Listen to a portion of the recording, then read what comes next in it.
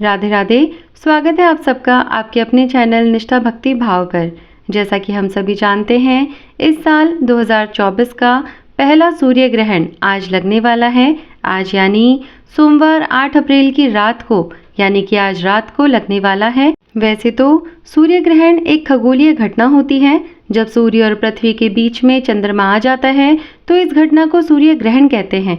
सूर्य ग्रहण वैज्ञानिक और धार्मिक दोनों वजह से ही बहुत ही ज़्यादा महत्वपूर्ण माना जाता है, क्योंकि 8 अप्रैल को लगने वाले सूर्य ग्रहण को लेकर लोगों के मन में बहुत से सवाल हैं, जैसे कि यह सूर्य ग्रहण कहाँ दिखेगा, सूर्य ग्रहण कितने बजे लगेगा, क्या भारत में भी सूतक काल के नियम मान्य होंगे। तो आज हम आपके इन्हीं सब सवालों के जवाब विस्तार से देने की कोशिश करेंगे। तो सबसे पहले तो बात आती है कि क्या भारत में सूर्य ग्रहण दिखेगा।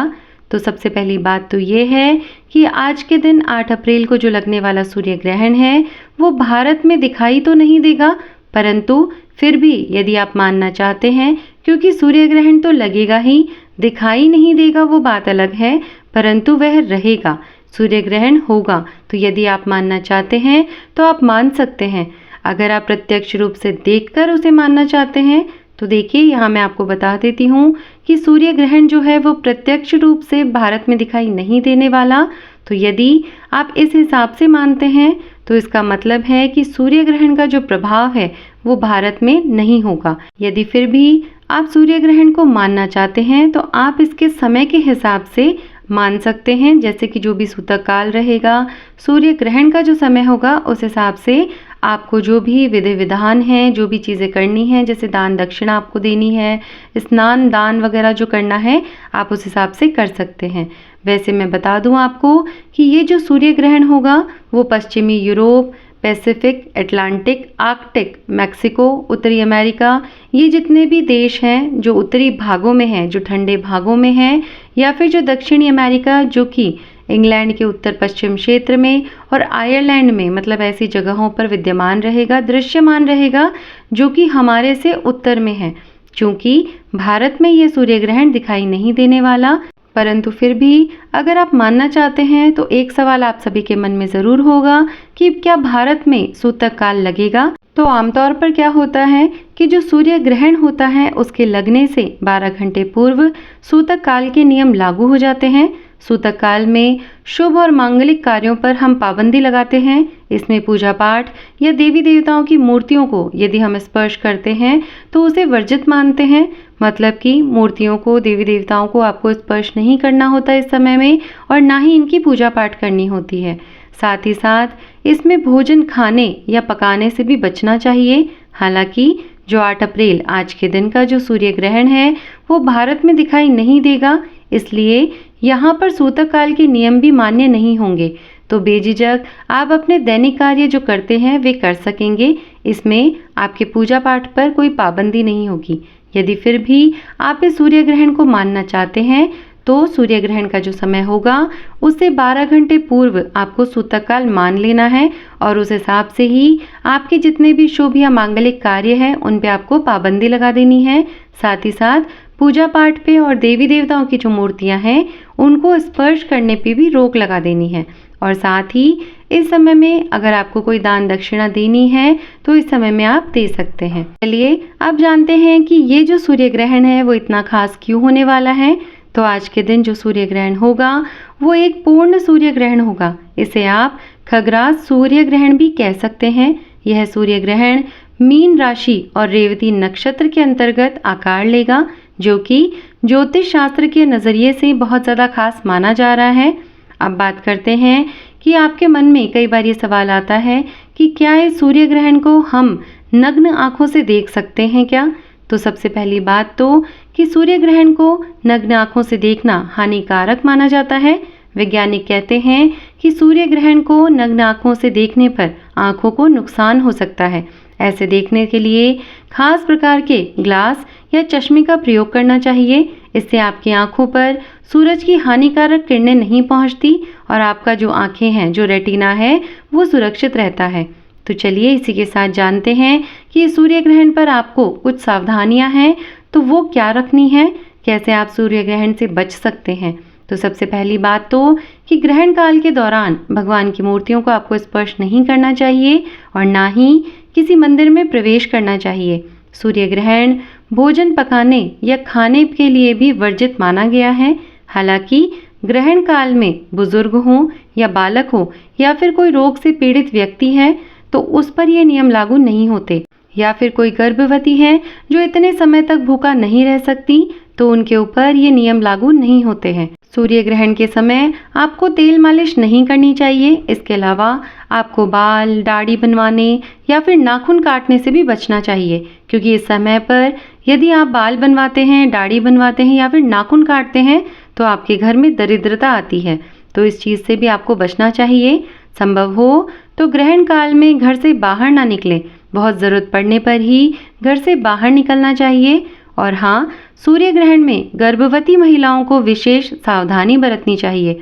सूतक काल से लेकर ग्रहण समाप्त होने तक कटाई, सिलाई, बुनाई करने से बचना चाहिए। नुकीले या धारदार उपकरणों जैसे औजारों का प्रयोग ना करें। सूर्य ग्रहण को नग्न आंखों से भूलकर भी नहीं देखें। ऐसा करने से आपकी आंखों को नुकसान हो सकता है। आइए जानते हैं कि सूर्य ग्रहण होने के बाद में, जब पूर्ण सूर्य ग्रहण हो चुका हो, उसके बाद में क्या करना चाहिए। तो जिस समय सूर्य ग्रहण गहरा हो उस समय में, ग्रहण काल में आपको धार्मिक ग्रंथों का पाठ या किसी शुभ मंत्र का जाप करना चाहिए। जितना भी संभव हो आप मंत्रों का जाप करें। यदि परिवार में कोई अत्यधिक बीमार हो तो उसके लिए आप महामृत्युंजय मंत्र का भी जाप कर सकते हैं। वह भी बहुत ही ज़्यादा लाभकारी होता है। ग्रहण काल से पहले ही घर में रखे खाने में तुलसी के पत्ते ज़रूर डाल दें। इन पत्तों को सूतक काल लगने से पूर्व तोड़कर रख लेना है आपको, और उसके बाद में ग्रहण के समय पर आपको हर चीज़ में, जो भी आपके खाने की चीज़ें हैं उसमें तुलसी के पत्ते डाल देने हैं, ताकि आपकी वो सभी चीज़ें बिल्कुल शुद्ध रहें और आप उसको बाद में भी काम में ले सकें। तो ग्रहण काल के बाद में आपको स्नान ज़रूर कर लेना है, क्योंकि ऐसा कहते हैं कि ग्रहण काल में बहुत ही ज़्यादा नकारात्मक शक्तियों का प्रभाव होता है, जो कि हमारे शरीर को नुकसान पहुंचाने की कोशिश करता है। तो जैसे ही ग्रहण समाप्त हो, ग्रहण काल के समाप्त होने के बाद में आपको तुरंत स्नान कर लेना चाहिए, जिससे कि जो ग्रहण की नकारात्मक शक्ति है वो आपके शरीर से हट जाए और आपका शरीर बिल्कुल शुद्ध हो जाए। ग्रहण समाप्त होने के बाद आप अपने सामर्थ्य के अनुसार गरीब या फिर ज़रूरतमंद को खाने की या कोई भी इस्तेमाल की जाने वाली वस्तु का दान कर सकते हैं। तो चलिए जानते हैं कि सूर्य ग्रहण के पीछे धार्मिक इतिहास जो है वो क्या जुड़े हुए हैं।